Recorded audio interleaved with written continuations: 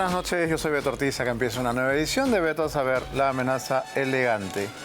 Esta noche vamos a discutir sobre el muy controvertido tema de la pensión concedida al expresidente Alberto Fujimori. Van a venir, por supuesto, panelistas a favor, panelistas en contra, pero antes de eso queremos solazarnos, refocilarnos con las imágenes que nos llegan desde Ayacucho. Finalmente, Wilfredo El Guayqui Oscorima recibe su merecido. Y cuando esto ocurre, los ciudadanos de a pie tenemos que celebrar. Cuando finalmente la justicia popular hace lo suyo.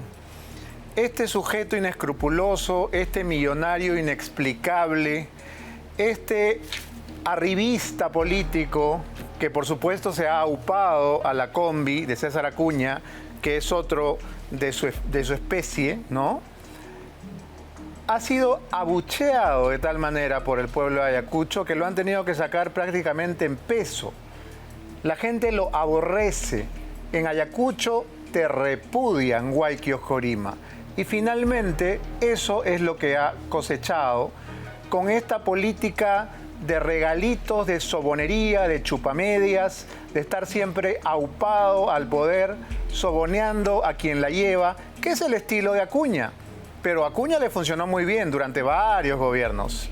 Parece que Oscorima no tanto, porque mucho Rolex, mucho Cartier, pero miren ustedes en lo que ha terminado. Han tenido que llevárselo en medio de una nube de policías, de guardias de asalto, de escudos, porque la gente simplemente lo quería linchar. Y de verdad se lo merece. Así que disfruten ustedes.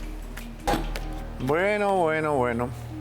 Ahí está, ¿no? Siembra vientos y cosecha tempestades.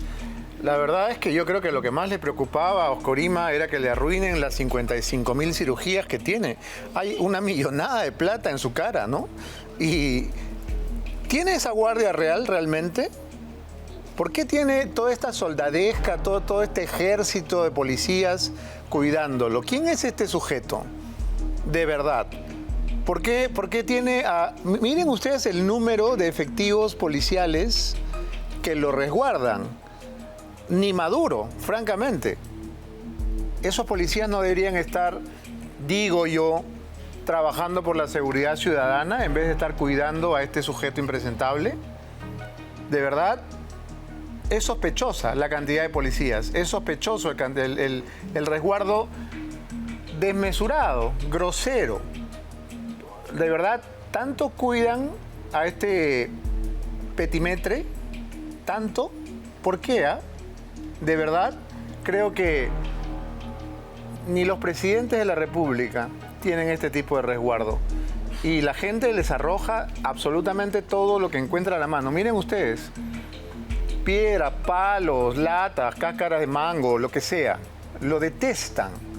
Y eso se lo ha ganado a pulso. Se lo ha ganado porque finalmente la gente pobre, la gente más pobre de Ayacucho, ha visto la manera grosera como este sujeto ha querido comprarse los favores de la señora que tenemos en Palacio de Gobierno, con joyas, ¿no? Con relojes, y lo único que le gritan cada vez que él pregunta algo a la multitud es Rolex. Cualquier cosa que Oscorima le diga a la gente, automáticamente es respondido con la palabra Rolex. Me dicen que hay militares también dentro del resguardo. Es una cosa de verdad que habría que explicar, porque este señor es el presidente regional, es el rey de Ayacucho, es el patrón del mal. ¿Quién es? ¿Por qué toda esta cantidad de gente cuidándolo? Además, cuidándolo de su pueblo, ¿no? Porque no lo están protegiendo del Tren de Aragua, ¿no? No lo están atacando bandas asaltantes, no le están robando los Rolex, no. Es la gente que lo puso ahí y es la gente que lo va a sacar.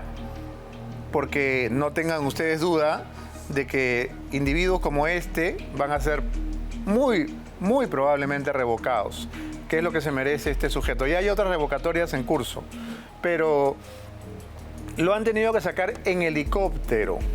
Ese ha sido el nivel de indignación popular. No había manera de salvarle los cirugiados pellejos. No había manera. Y lo han tenido que sacar en helicóptero. Bueno, esta es una muestra de lo que pasa cuando un servidor público traiciona el mandato popular. Pero tenemos otro ejemplo todavía más dramático. Alejandro Toledo, ¿no?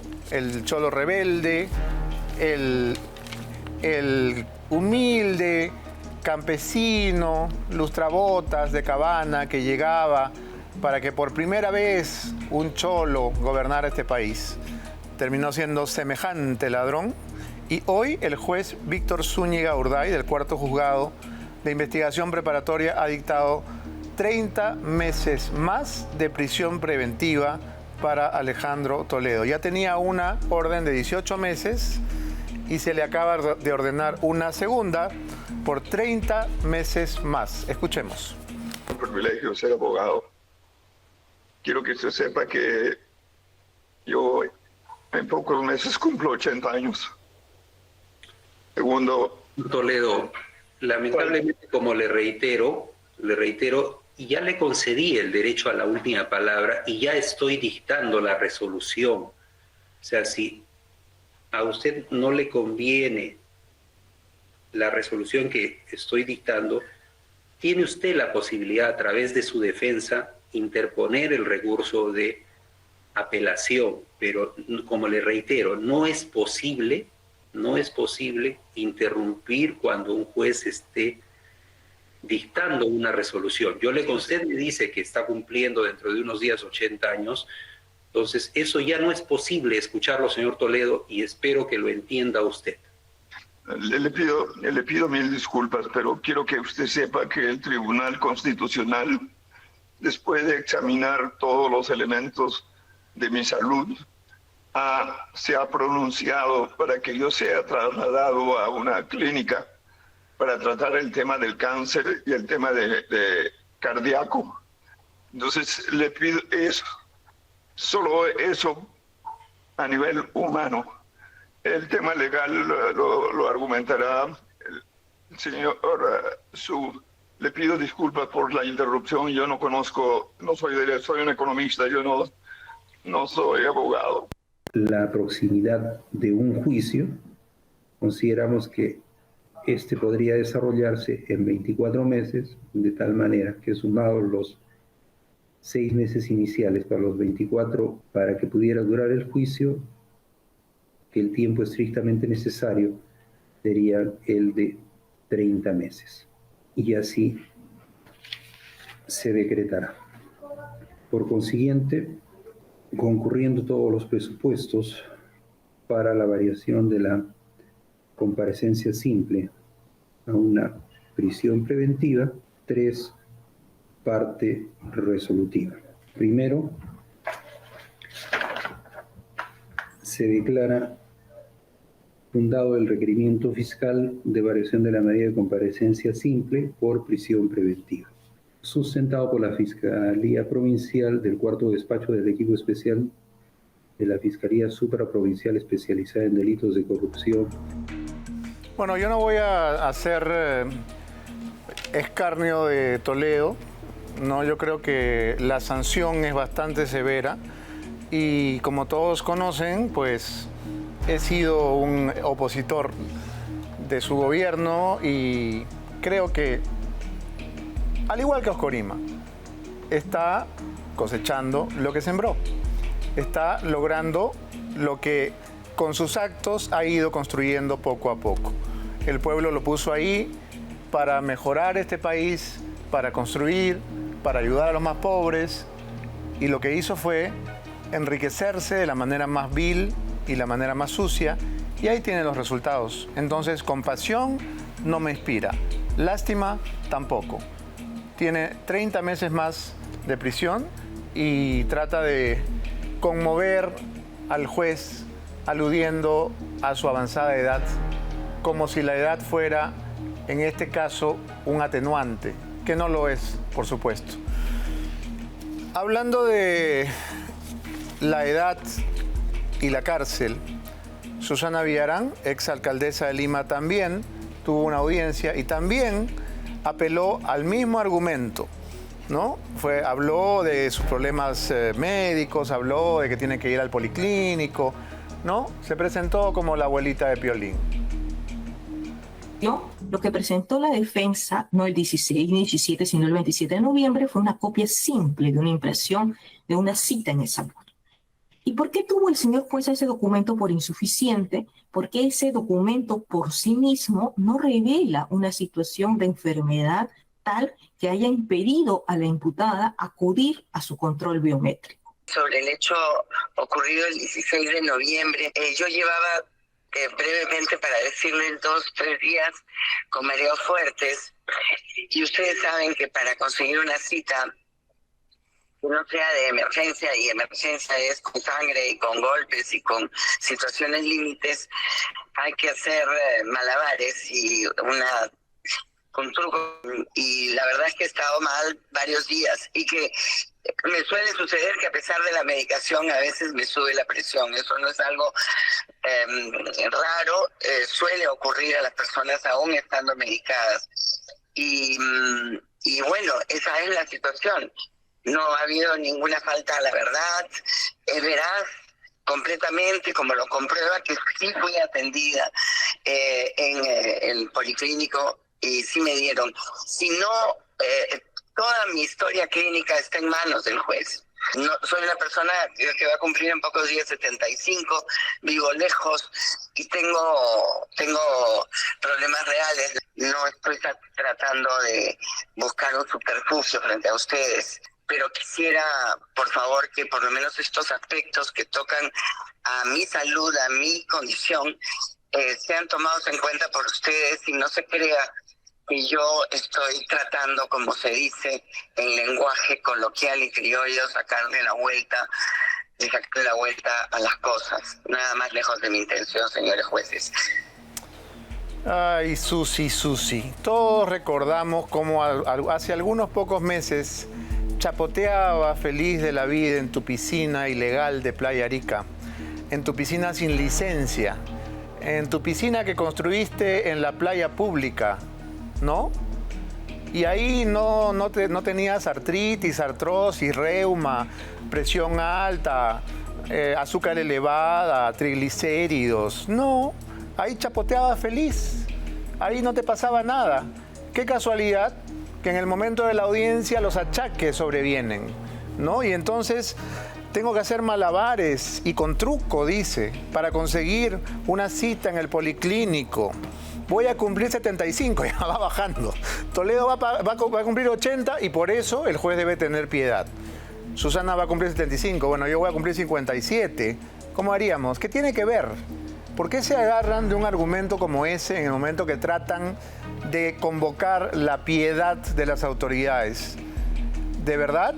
A la señora Susana Villarán se le sacó de la cárcel de Chorrillos por la única razón de que su edad constituía un factor de riesgo en medio de la epidemia del COVID.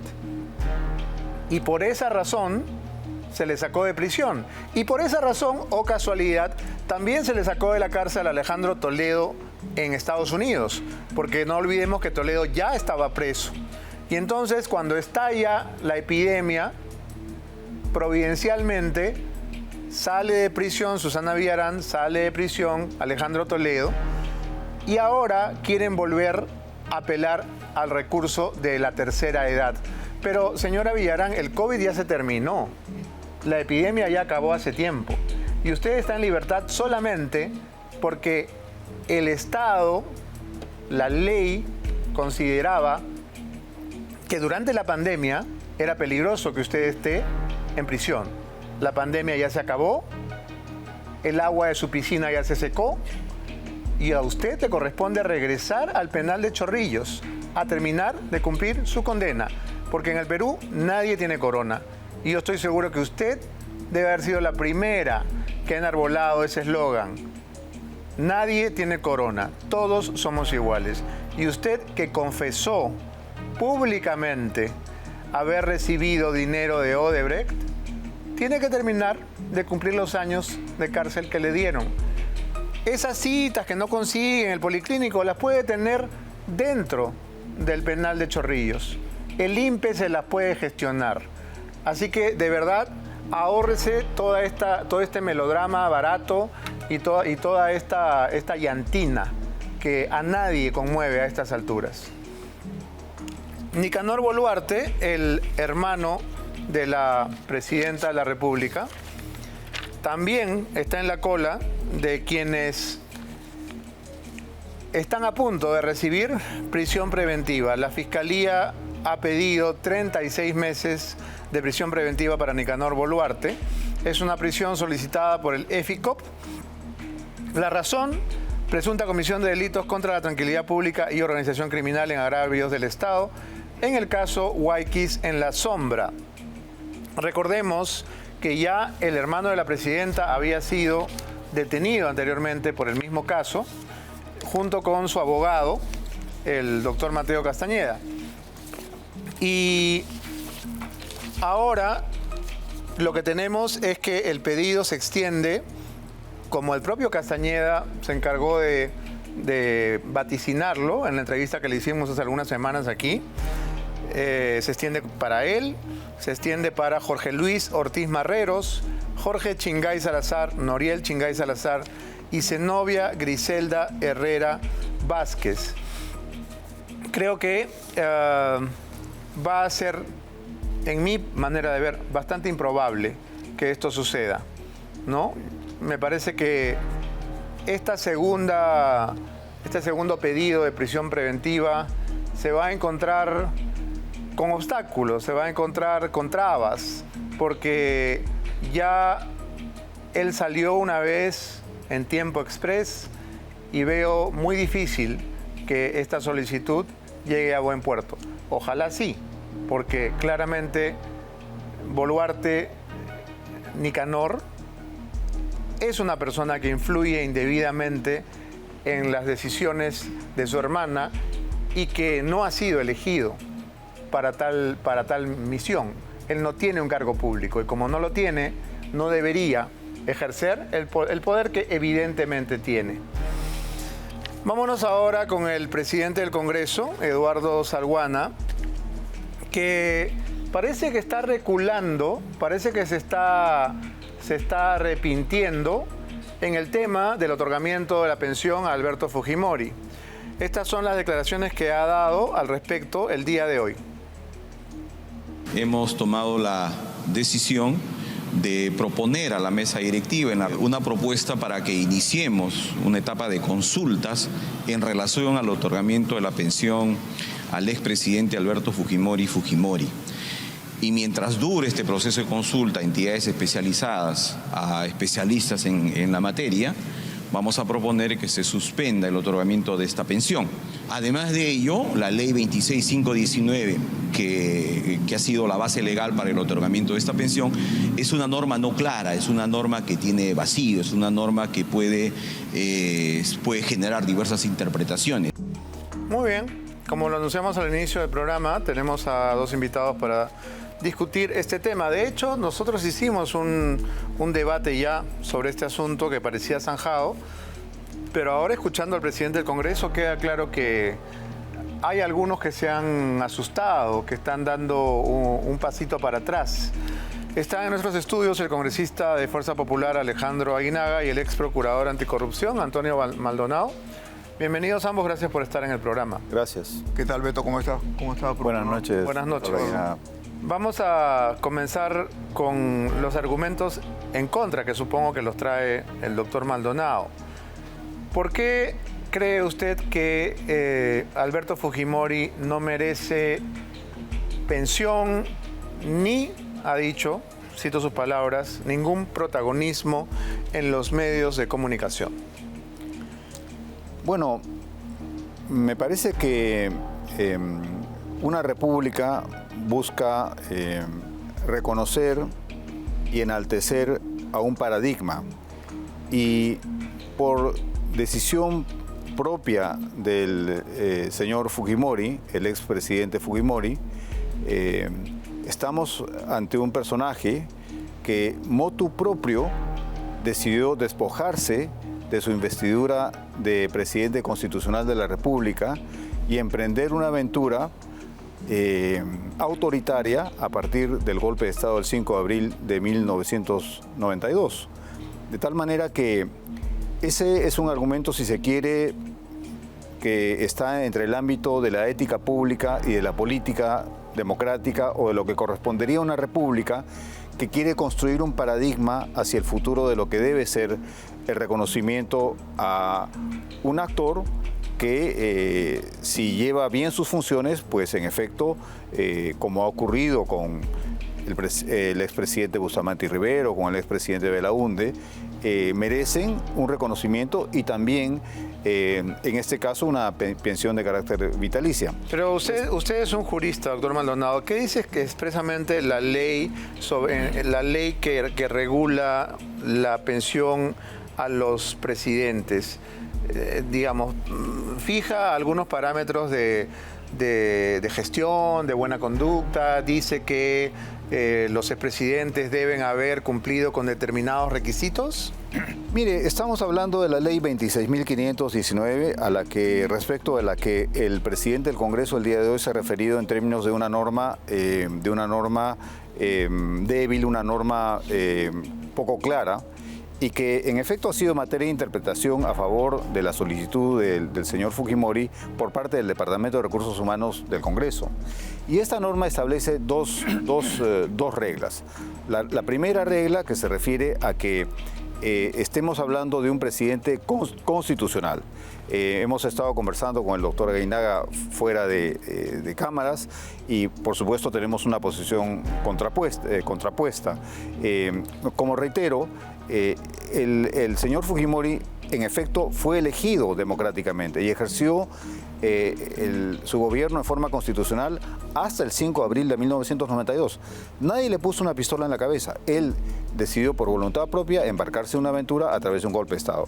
Y el segundo elemento es, o la segunda, digamos, regla que establece esta ley 26.519, es que el solicitante de la pensión no se encuentre acusado, salvo sentencia judicial que lo declare inocente. Y en el caso del expresidente Fujimori, como es de público conocimiento, hay varias, no solo una, sino hay varias sentencias de carácter condenatorio. De tal manera que yo creo que estos dos supuestos de la norma que comentamos no se verifican en la solicitud planteada por el expresidente Fujimori. Muy bien, vamos a darle la palabra al doctor Aguinaga para que responda sobre los puntos que el doctor Maldonado ha mencionado, por favor. Sí, efectivamente, he escuchado al procurador Maldonado, toca temas políticos. Siendo abogado, no está tocando los temas jurídicos, pero comencemos por los temas políticos. El procurador ha servido en el gobierno de Toledo. Él fue procurador entre el 2004 y el 2006, cuando ya se habían hecho las IRSAs, ya había intervenido Odebrecht. ¿Y dónde ha estado? ¿Dónde estuvo la defensa del Estado? ¿Y por qué el presidente Toledo, a pesar de toda la corrupción que tiene, recibe pensión? Yo no lo he escuchado oponerse políticamente. ¿Por qué? Porque ha sido un presidente constitucional. Entonces esos argumentos que tienen un tinte y un sesgo político no se pueden contraponer a lo que es la realidad legal y jurídica. El presidente Fujimori ha sido presidente constitucional de la República. No ha sido una persona que ha ejercido las funciones, como hemos visto últimamente en los casos Sagasti, en los casos Merino, que han pretendido tener una pensión. La pensión es para los presidentes constitucionales. Probablemente también ha habido un exceso en la pensión en el presidente Paniagua, porque él ha ejercido la función, no ha sido un presidente constitucional elegido para presidente. Entonces, la pensión, el derecho a la pensión es irrenunciable, es inalienable e imprescriptible. Tiene la condición de derecho humano y el procurador sabe, porque él es especialista en derechos humanos por los convenios internacionales, y nadie puede ser privado de su pensión, y menos por sentencia. Bueno, yo le pediría que aluda a lo que ha dicho el doctor Maldonado respecto a que Alberto Fujimori decidió el 5 de abril de 92 terminar con su mandato constitucional y dar un golpe de Estado, y que por esa razón no es merecedora de esta... Por eso está dando argumentos políticos. Y después ha habido un proceso, se ha elegido justamente la Asamblea Constituyente, y el presidente Fujimori ha sido elegido por las urnas, ha sido elegido constitucionalmente. No ha sido que ha dado un golpe y se ha entronizado. Eso no es cierto. Hay un sesgo ahí de apreciación. Hay 3 años en los cuales él se mantuvo en el gobierno y ya había disuelto el Congreso, una asamblea, ¿no?, que justamente permitió que esta Constitución, cuyo capítulo económico le ha permitido al Perú crecer durante más de 20 años, a pesar de todas las crisis económicas mundiales, a pesar de los pésimos gobiernos que hemos tenido. Hablo del señor Toledo, hablo del gobierno del señor Vizcarra.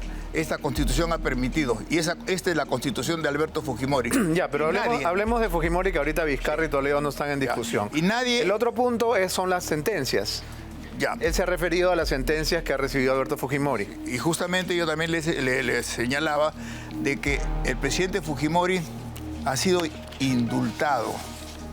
Ya, o sea, la amnistía, y acá hay un artículo justamente de Jair Valle Riestra, donde también escribe Marcial Rubio, donde dice: amnistía, indulto y gracia, cosa juzgada, irrevocable e irrevisable.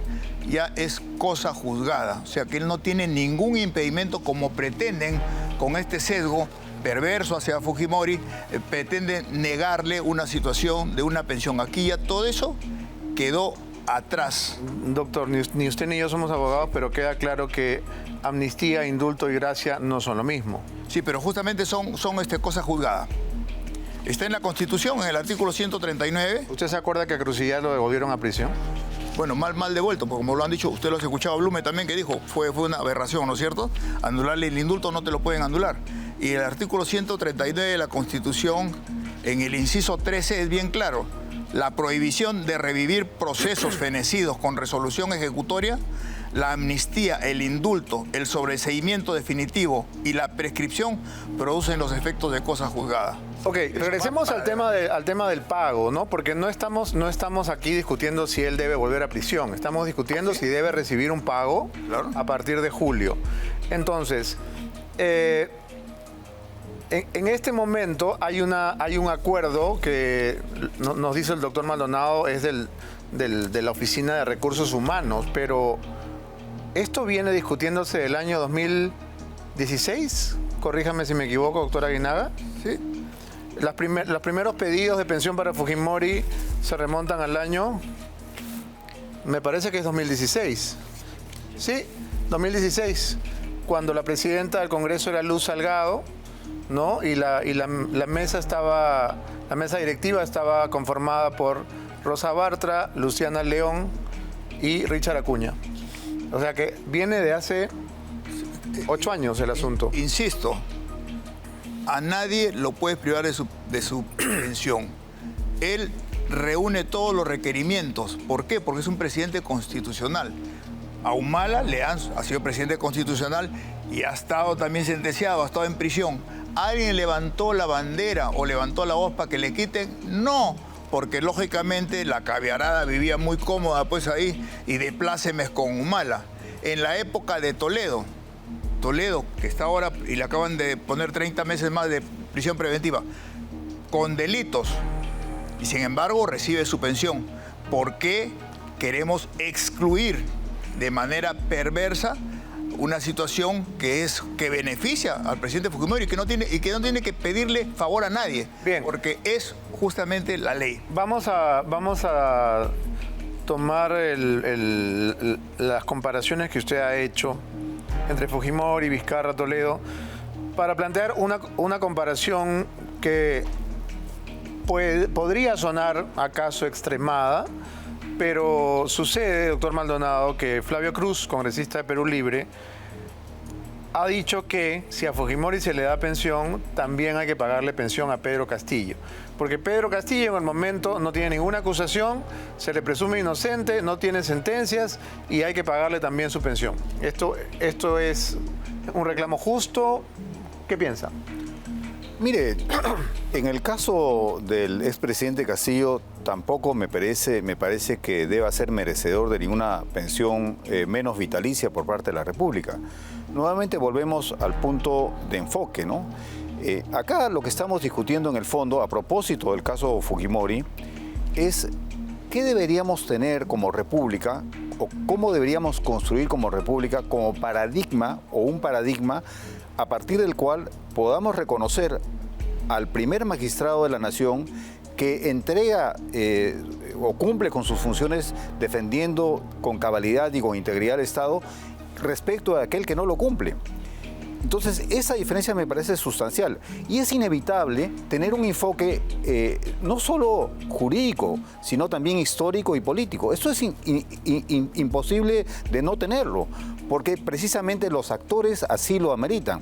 Entonces, reprochar, digamos, que esta discusión se hace desde un enfoque político o histórico, yo creo que es perder el tiempo, porque en realidad es la única forma de entender esos problemas.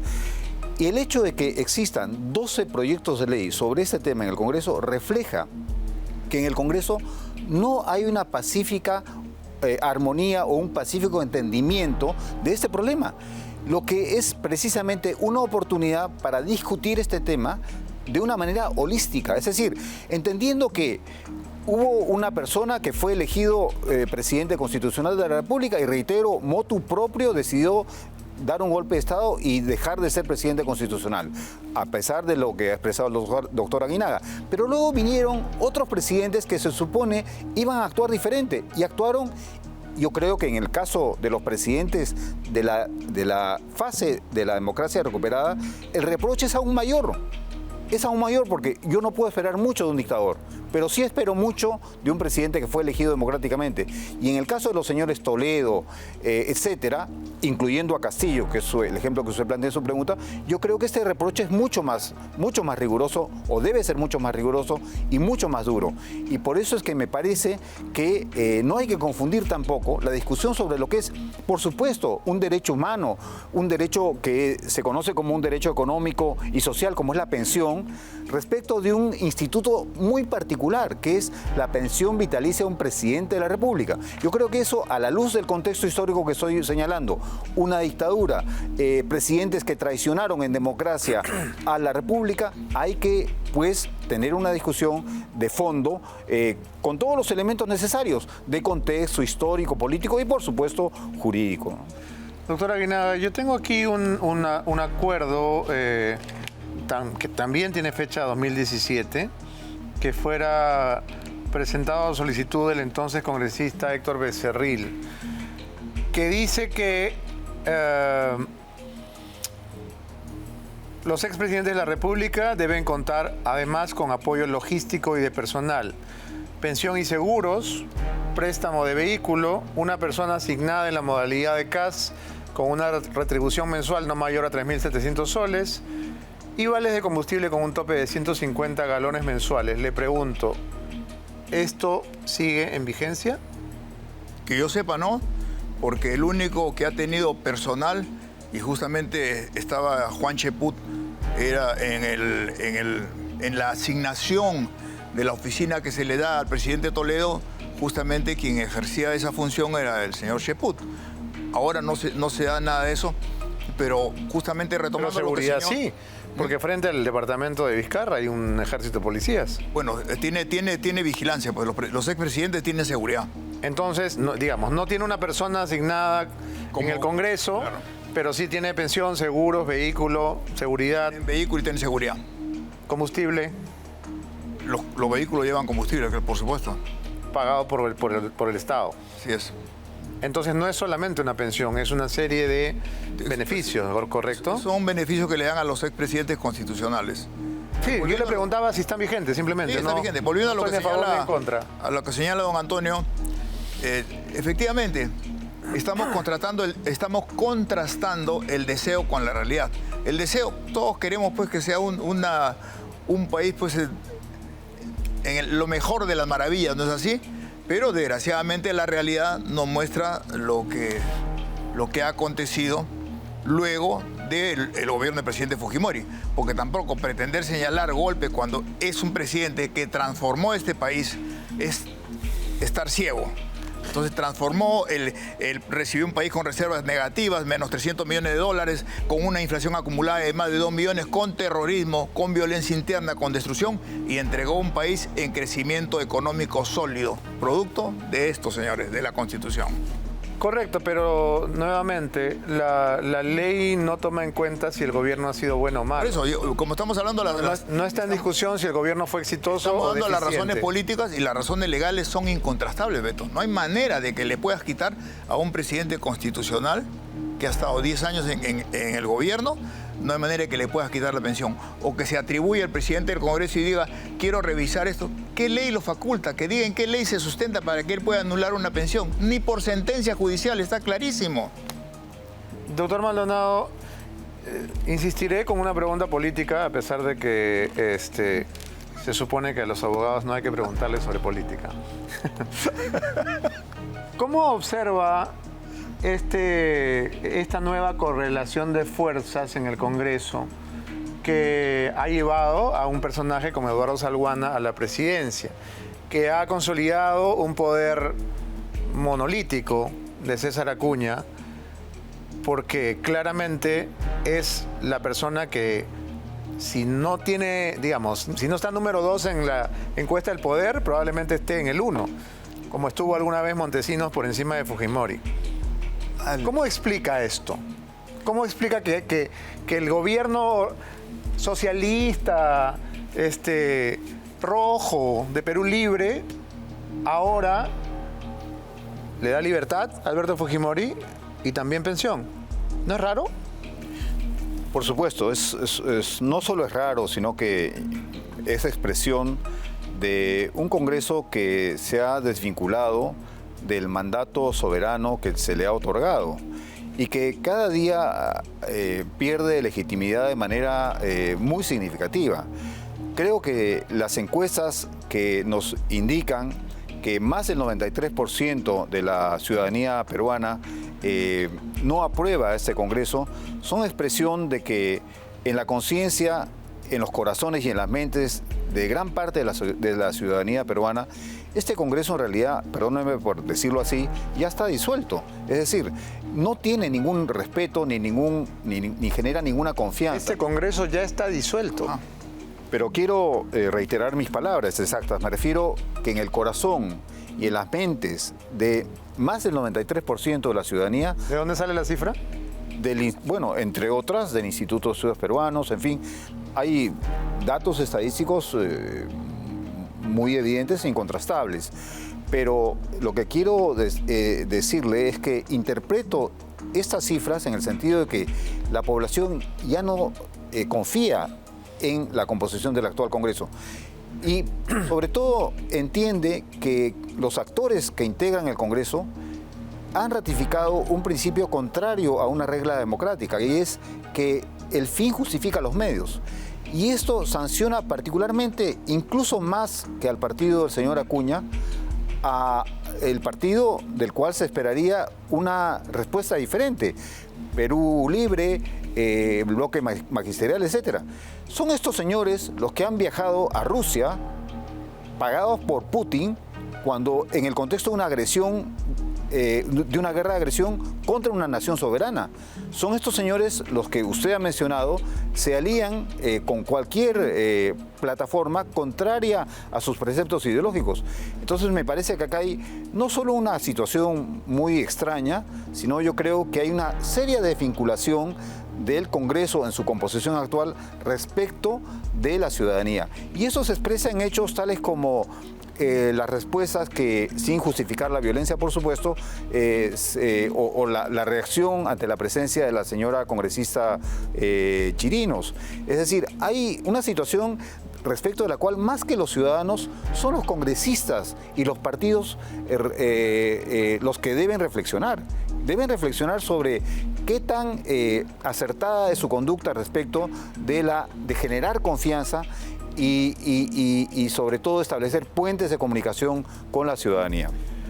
Bien, yo quiero solamente hacer una pequeña tingencia a una información que la verdad nos acaba de llegar y a veces es providencial. La fuente es 100% confiable. Esta es una lista de personal de junio del 2024 del Congreso y ahí vemos que efectivamente Alberto Fujimori sí tiene a un empleado. Él se llama Óscar Demetrio Paredes Estrada. Su cargo es auxiliar de Fujimori Alberto Kenya.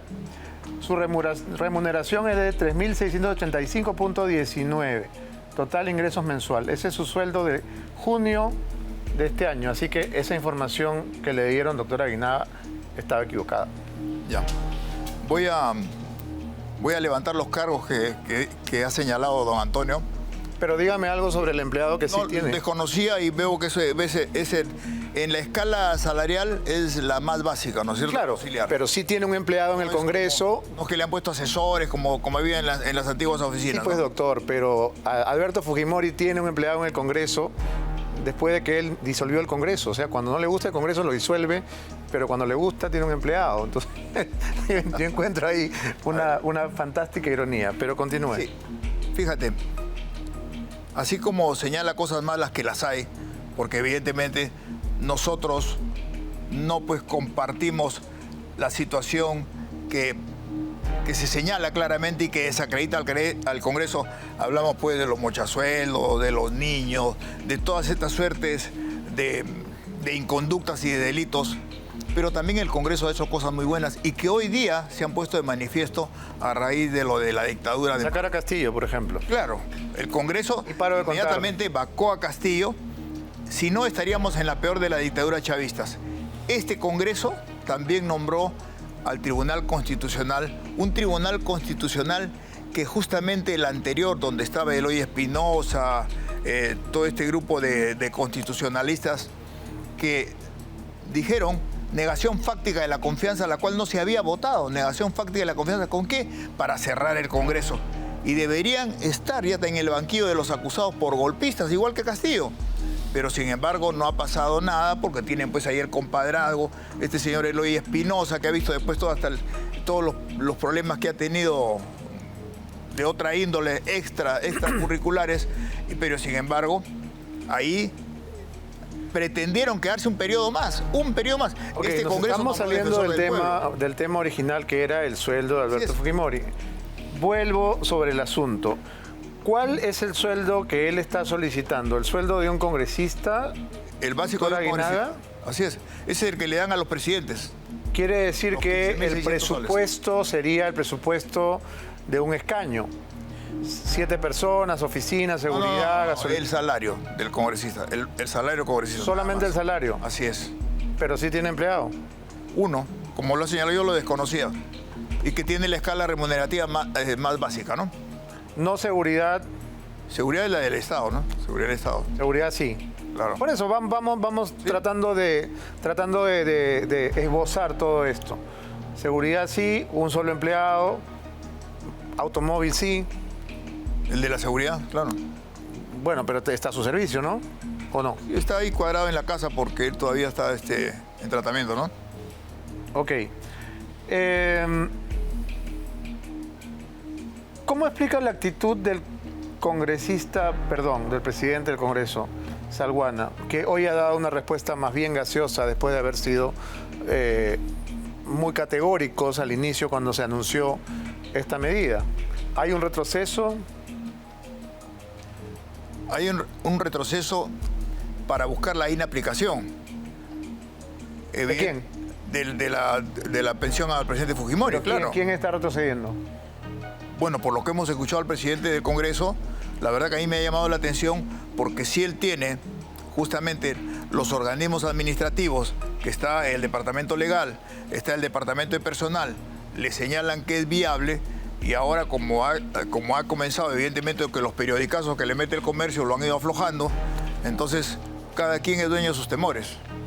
Pero el primer poder del Estado tiene que también, lógicamente, hacerse respetar en cuanto a sus medidas. Porque, como insisto hasta el cansancio, No hay manera de negar una pensión al presidente Fujimori porque es un presidente constitucional, como lo han recibido los otros presidentes. Bien, el primer ministro Gustavo Adriancén se ha referido hoy al espinoso tema del delito de lesa humanidad. Digo espinoso porque es un proyecto que se ha estado debatiendo. Hoy le preguntaron sobre el tema y esto es lo que respondió. Con relación a del proyecto de lesa humanidad. Aún no se ha publicado. Nosotros tuvimos un debate a la interna muy intenso y finalmente desde el Ejecutivo se decidió no observarla y dejar que esto ocurra si así el Congreso lo estima pertinente. No lo ha promulgado la señora Presidenta y a la fecha no existe el delito de lesa humanidad, como ustedes lo saben, ni tampoco el de crímenes de guerra. Entonces, esto tendría que resolverse pronto, digo yo. No creemos que con esta ley de lesa humanidad y de crímenes de guerra se esté pretendiendo afectar en modo alguno el derecho de las víctimas. Las víctimas tienen ya una sentencia en la Corte y esta sentencia se encuentra en etapa de ejecución. Y todos los involucrados con estos crímenes están siendo juzgados o ya fueron juzgados.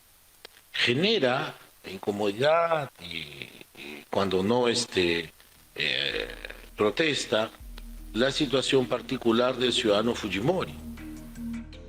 Genera incomodidad cuando no protesta la situación particular del ciudadano Fujimori, dice el primer ministro. ¿A qué se refiere? La verdad que necesito un traductor, porque estamos hablando de lesa humanidad. Que ellos no la han promulgado la ley, la han dejado para que la promulgue el Congreso.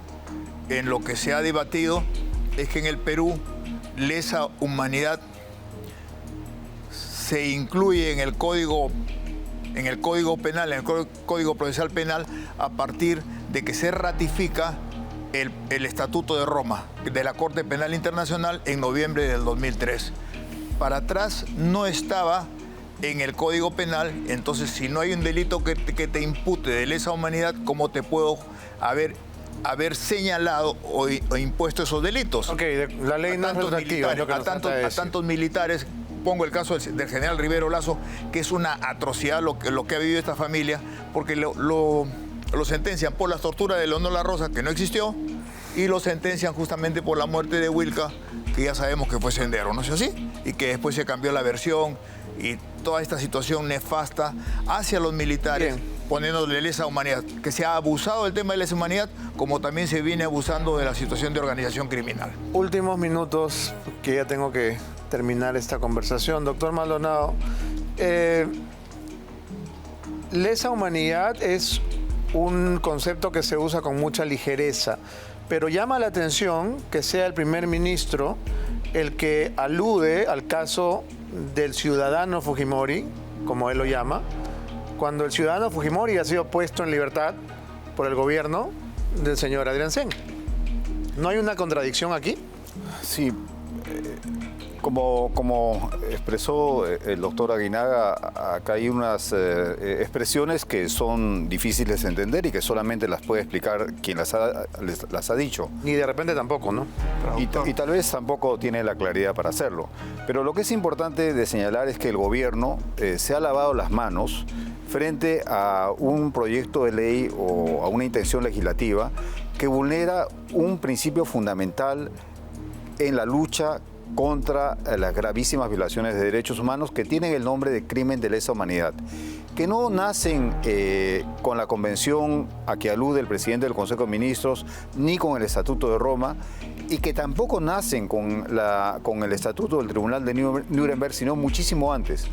Pero donde es más grave la situación es en la parte referida a los crímenes de guerra, porque el Perú es suscriptor de los convenios de Ginebra y sus protocolos adicionales desde el año 1955. entraron en vigencia en el año 56. Y estos instrumentos, los convenios de Ginebra y sus protocolos adicionales, establecen de manera clara y pétrea el principio de imprescriptibilidad de una figura similar a los crímenes de lesa humanidad, que son los crímenes de guerra o las infracciones al derecho internacional humanitario. De tal manera que hoy día estamos viviendo en la República un momento muy oscuro, porque de un lado tenemos un gobierno que, pese a que su Ministerio de Justicia dio una opinión sobre este proyecto de ley, ni siquiera la ha observado como gobierno, y que frente a una propuesta hecha por el Congreso no se pronuncia ni siquiera en forma coherente con las obligaciones internacionales que ha celebrado el Estado peruano en materia de derecho internacional público y en materia Tenemos de que terminar, doctor Maldonado, pero yo quería compartir con usted algo que ya he dicho en otras ediciones, pero no me canso de repetirlo. ¿Sabe cuántos indultos ha dado este año el gobierno? 0. ¿Sabe cuántas conmutaciones de pena ha dado este año el Ministerio de Justicia? 0. ¿Por qué? Porque tienen miedo. Pero en el Congreso sí puede bullir la delincuencia, bullir la minería ilegal, la trata de personas, el narcotráfico y demás pestes, ¿no? Eso es lo que este gobierno está haciendo, tratando de fingir que combate el crimen, dejando en la cárcel a los que roban celulares y dejando en el Congreso a los que nos roban el país entero.